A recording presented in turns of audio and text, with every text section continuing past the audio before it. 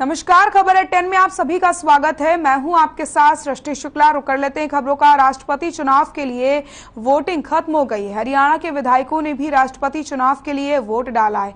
प्रदेश के मुख्यमंत्री मनोहर लाल ने भी हरियाणा विधानसभा में वोट डाला और द्रौपदी मुर्मू की अच्छे वोटों से जीत की उम्मीद जताई।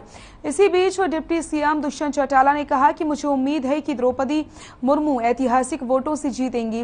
वहीं कृषि मंत्री जेपी दलाल ने कहा कि आदिवासी परिवार से निकलकर महिला राष्ट्रपति बनेंगी। प्रदेश के 90 में से 88 विधायकों ने हरियाणा विधानसभा में वोट डाला, जबकि नैना चौटाला ने वोट नहीं डाला। वहीं कुलदीप बिश्नोई ने दिल्ली में वोटिंग की है।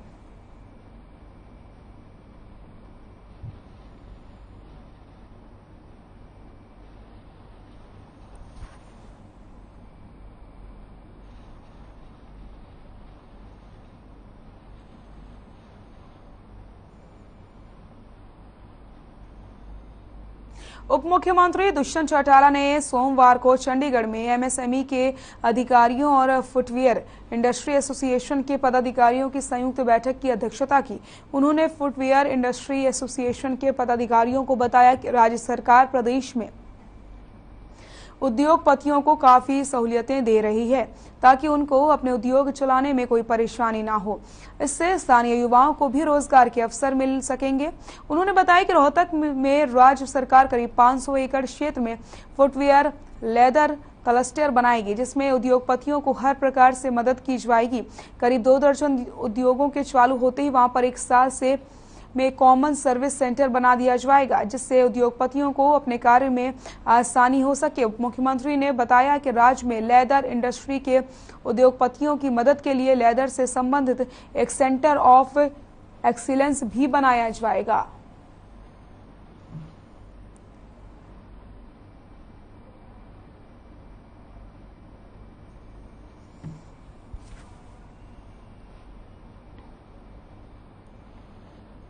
हरियाणा फार्मेसी काउंसिल के चेयरमैन धनेश अदलखा के समर्थन में सैकड़ों की संख्या में स्थानीय निवासी, फार्मासिस्ट, आरडब्ल्यूए और एनजीओ के लोग केंद्रीय मंत्री कृष्णपाल गुर्जर के कार्यालय पहुंचे और कृष्णपाल गुर्जर को फूल दे करके धन्यवाद किया, क्योंकि कुछ दिन पहले कृष्णपाल गुर्जर खुलकर धनेश अदलखा के समर्थन में आए और सार्वजनिक मंच से धनेश अदलखा का समर्थन करते हुए कहा कि 15-20 साल से नगर निगम में निस्वार्थ काम करके लोगों की सेवा की है। इनकी ईमानदारी पर कोई उंगली नहीं उठा सकता। जल्द ही सच्चाई सबके सामने आ जाएगी।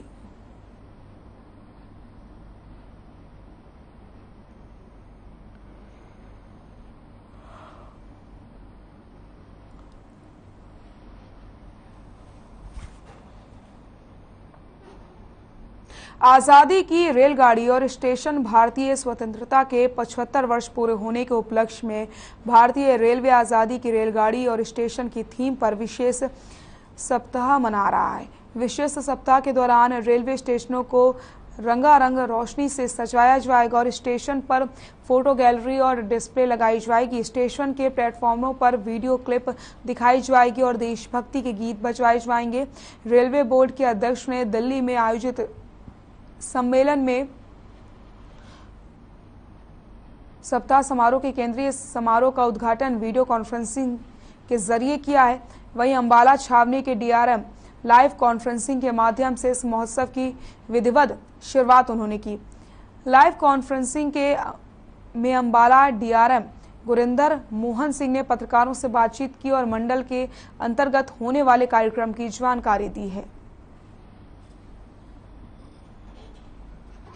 डिविजनल रेलवे मैनेजर अंबाला, जैसा आपने अभी देखा, चेयरमैन रेलवे बोर्ड ने एक आइकॉनिक वीक का उद्घाटन अभी किया है, जो 18 से लेकर 23 जुलाई तक आज़ादी का अमृत महोत्सव के नाम से पूरे भारतीय रेलवे मनाया जाएगा।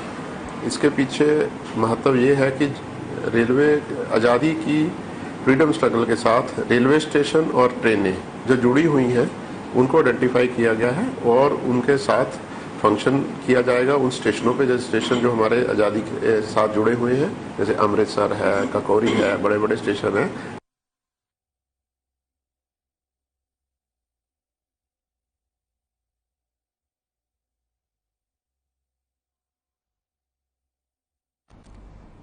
कुरुक्षेत्र के शाहाबाद के गांव दामली में उपभोक्ताओं और ग्रामीणों की शिकायत पर खाद्य आपूर्ति विभाग की टीम ने डिपो को सील कर दिया।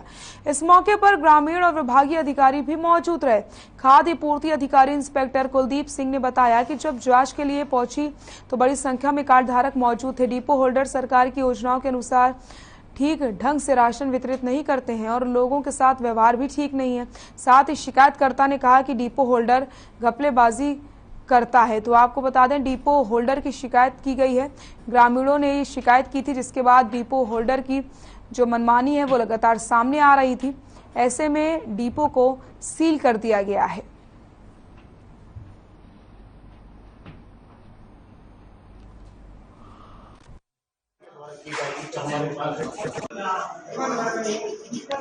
जो डिपोधारक था ये खाद्य आपूर्ति में बहुत ज्यादा घपलाबाजी कर रहा था, जिससे गांव के सभी लोग परेशान थे बहुत ज्यादा। इसको कोई भी राजनीतिक मुद्दा ना बनाया जाए गांव में। ये गांव के लोग बहुत ज्यादा परेशान थे, इसी वजह से जो ये कार्यवाही हुई है उसी वजह से सब किया गया। गोहाना सब्जी मंडी में टीन शेड गिरने से 2 लोगों की मौत के बाद अब हरियाणा राज्य कृषि विवरण बोर्ड एक्शन मोड में है। इसी कड़ी में महेंद्रगढ़ जिले की मंडियों में लगे टीन शेडों की जांच की गई। जोन के सुपरिटेंडेंट इंजीनियर राजेश कुमार घनघस ने अटेली अनाज मंडी का निरीक्षण किया। साथ ही मार्केट के एसडीओ प्रवेश रंगा और जेई आशुतोष सिवाच को रिपेयरिंग करवाने के आदेश दिए गए हैं।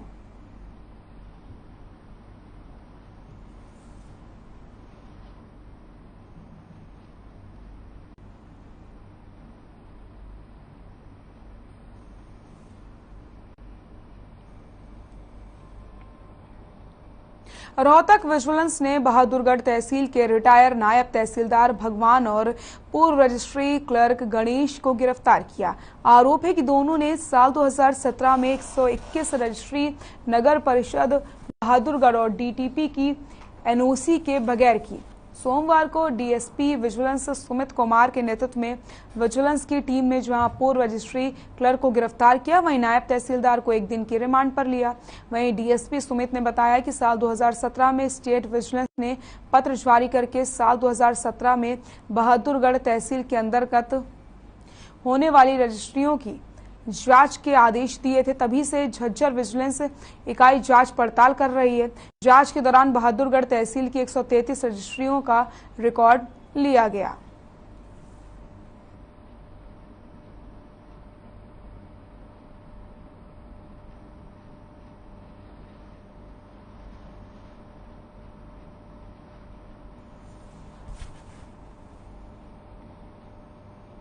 रेवाड़ी में मॉडल टाउन थाना पुलिस ने मुखबिर से मिली सूचना पर एक मकान में छापा मारा और वॉशिंग मशीन के अंदर छिपा कर रखे गए गांजा के 193 पाउच बरामद किए।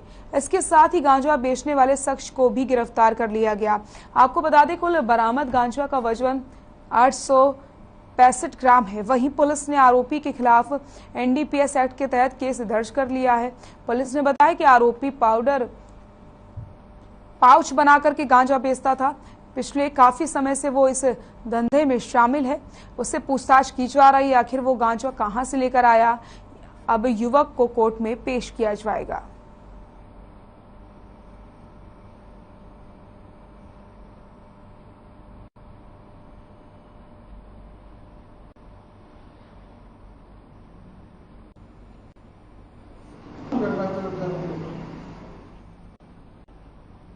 भिवानी में पुलिस को बड़ी सफलता हाथ लगी। पुलिस ने ट्यूबवेल इंजन की चोरी करने वाले गिरोह का पर्दाफाश किया।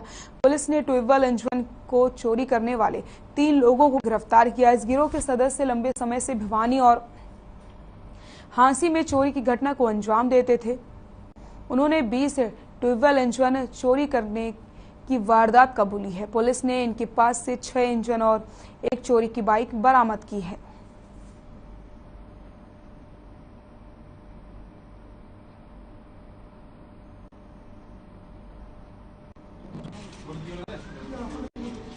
हमारे एरिया में काफ़ी इसमें से खेतों जो ट्यूबवेल इंजन है और कृषि उपकरण है उनकी चोरी का कोई गिरोह काम कर रहा था, जिसके बारे में हमारे पुलिस अधीक्षक श्री अजीत शेखावत जी ने हमें आदेश किया था कि इस संदर्भ में विशेष कार्रवाई की जाए। और अधिकारियों के निर्देशानुसार हमारी टीम के एसआई मनोज कुमार ने अपने अन्य साथियों के साथ मिलकर एक गिरोह को पकड़ा है, जिसमें हमने 3 व्यक्तियों को काबू किया है। और इन्होंने हमारे एरिया में, जिसमें तोसाम, भवानी खेड़ा और सदर भिवानी जोई, करीब करीब 20 वारदात इन्होंने स्वीकार की है।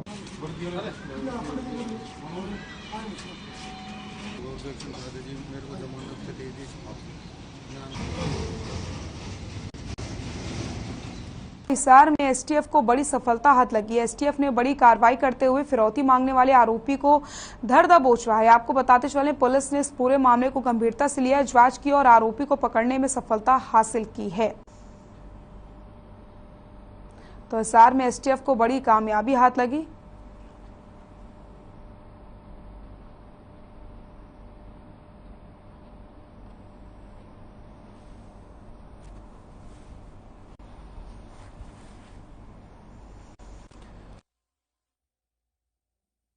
देखिए, पंकज गोयल हैं, उनका बेड के जो गद्दे होते हैं उनके बनाने का बिजनेस है। उनसे 4-5 दिन पहले 5 लाख रुपए की फिरौती मांगी गई थी। जो उनके पास व्हाट्सएप कॉल आई थी वो विदेश का नंबर था, और जब हमें पता चला तो हमने उसको इंटरसेप्ट किया तो वो जर्मनी का नंबर मिला। तो उसी नंबर के ज़रिए हम अजय है, अजय सनो प्रमोद अग्रवाल कॉलोनी का ही रहने वाला है, उस तक पहुँचे। और रात को स्पेशल अभियान में जब इसको हमने काबू करके पूछताछ करी और जब मोबाइल रिकवर किया तो हमें पता चला कि ये जो फिरौती की जो डिमांड करी थी वो इसी के द्वारा की गई थी। खबर अंबाला से है, जहां आर्थिक रूप से कमजोर लोगों की सहायता के लिए सरकार ने नई मुहिम चलाई है। आपको बता दें, कमजोर वर्ग के लोगों की सहायता के लिए पोस्ट ऑफिस में 0 बैलेंस पर खाते खोले जाएंगे। अंबाला कैंट हिल जीपीओ के पोस्टमास्टर ने बताया कि राज्य सरकार की ओर से क्षेत्र के आधार पर पोस्ट ऑफिस में लिस्ट भेजी गई है, जिनको फोन कर पोस्ट ऑफिस में खाता खोलने के लिए बुलाया जा रहा है। इसके बाद उनके 0 बैलेंस पर खाते खोले जाएंगे। खाता खोलने के बाद इनके खाते में सरकार की ओर से प्रधानमंत्री बीमा योजना के तहत योजना का लाभ दिया जाएगा। आपको बता दें कि 7,000 लोगों की लिस्ट प्राप्त हुई है जो आर्थिक रूप से कमजोर हैं। अभी तक 2,000 के करीब लोगों के खाते खोले जा चुके हैं।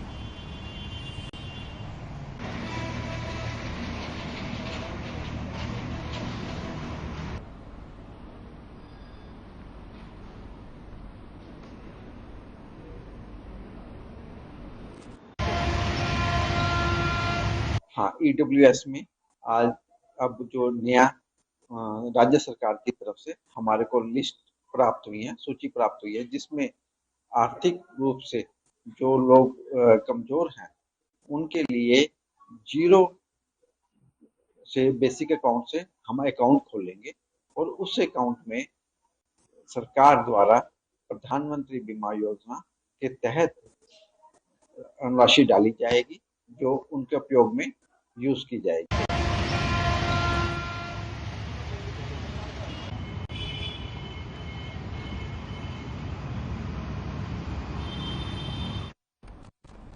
राष्ट्रीय ध्वज दिवस की मांग को लेकर के हरियाणा के पूर्व पुलिस महानिदेशक शील मधुर ने केंद्र सरकार से मांग की है कि अन्य देशों की तरह हिंदुस्तान में भी राष्ट्रीय ध्वज दिवस मनाया जाए। साथ ही उन्होंने कहा कि 22 जुलाई के दिन संविधान सभा में तिरंगे के मौजूदा स्वरूप का सृजन कर स्वतंत्र भारत के राष्ट्रीय ध्वज के रूप में स्वीकृति दी गई थी। पूर्व डीजीपी शील मधुर ने कहा कि 26 जनवरी 2022 से उन्होंने जो नारा हर तिरंगा घर घर तिरंगा बुलंद किया था वो सफल होता दिख रहा है, क्योंकि केंद्र सरकार ने भी राष्ट्रीय स्तर पर हर घर तिरंगा कार्यक्रम प्रारंभ किया, जो कि केंद्र सरकार बधाई की पात्र है। उन्होंने कहा कि इस वर्ष ध्वज दिवस 22 जुलाई के समापन में उनके संगठन द्वारा 17 जुलाई से 24 जुलाई तक विशेष सप्ताह के रूप में मनाने का फैसला लिया।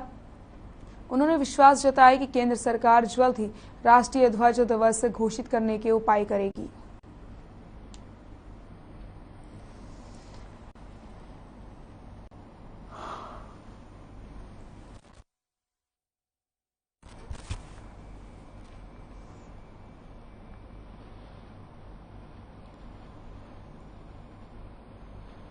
खबर तो शाम से है, जहां संयुक्त किसान मोर्चा के बैनर तले क्षेत्र के समस्त किसानों ने अपनी मांगों को लेकर के भारी संख्या में पैदल और ट्रैक्टरों के साथ शहर के मुख्य रास्तों में होते हुए प्रदर्शन किया। प्रदर्शन के दौरान किसानों ने मांग की है कि जबरन जमीन पर कब्जा करना बंद किया जाए और किसानों के साथ हुआ समझौता लागू किया जाए।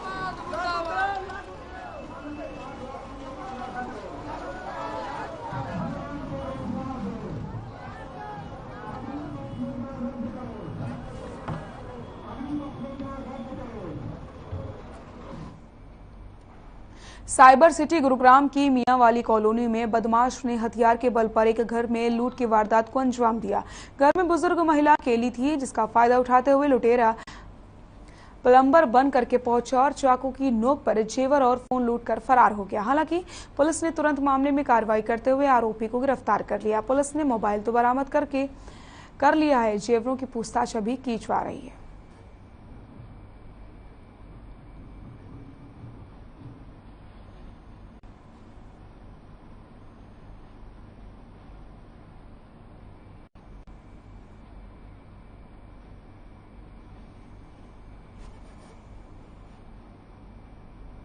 आपराधिक गतिविधियों से जुड़े लोगों की धरपकड़ को लेकर फतेहाबाद पुलिस ने जिले में विशेष सर्च अभियान चलाया।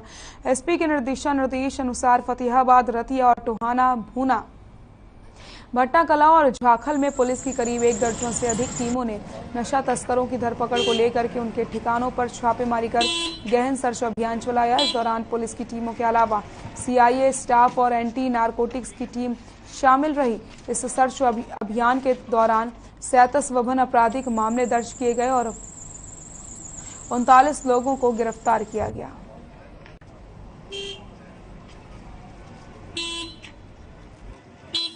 पुलिस महानिदेशक हरियाणा की तरफ से सभी जो भी विभिन्न डिस्ट्रिक्ट यूनिट्स हैं, उनके जो पुलिस अधीक्षक हैं या कमिश्नरेट में कमिश्नर्स हैं, उनको एक मैसेज मिला था कि ऑपरेशन आक्रमण के नाम से एक सर्च अभियान चलाना है विभिन्न प्रकार के अपराधियों की धरपकड़ के लिए सोमवार को अर्ली मॉर्निंग में।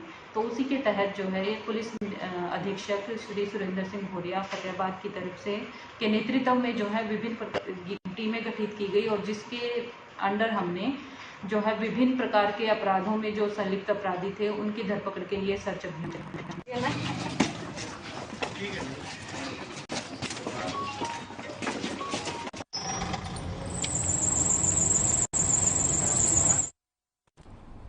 एक बार फिर से एक मासूम को दहेज के चलते अपनी जीवन लीला को ही खत्म करने पर मजबूर होना पड़ा। क्या कुछ है पूरा मामला, ये रिपोर्ट देखिए।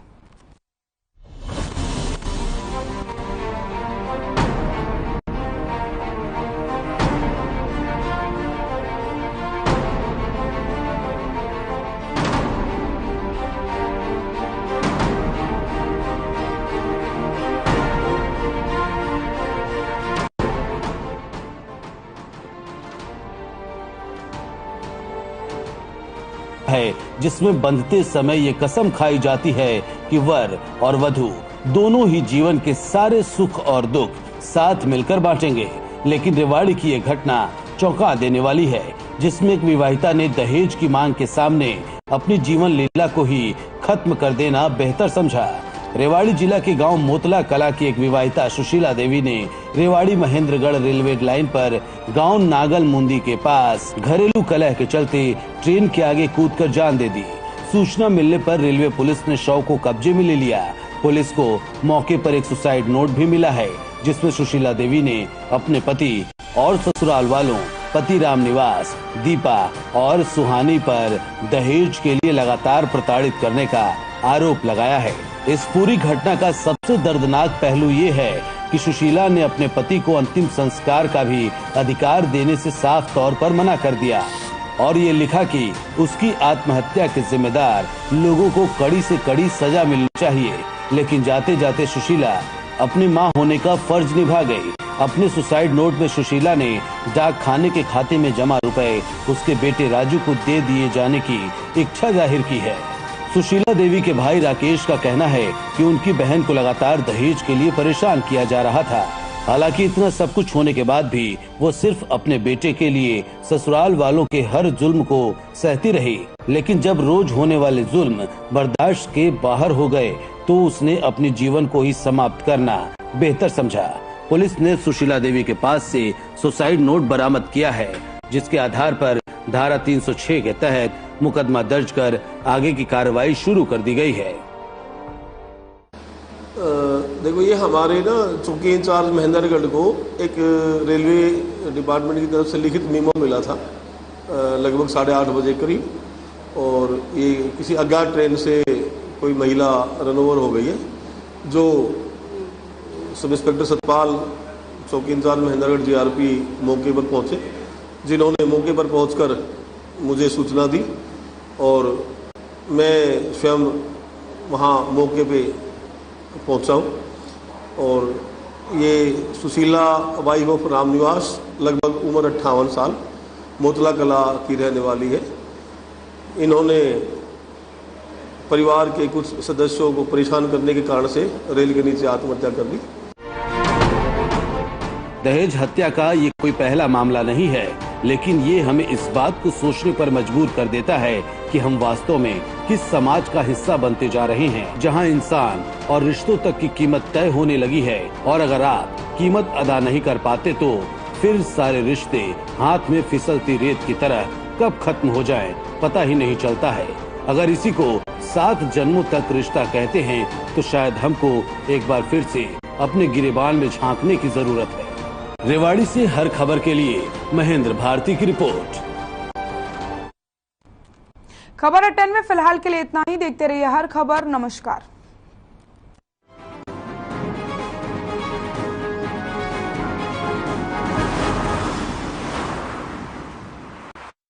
मेरे जैसा कोई दूसरा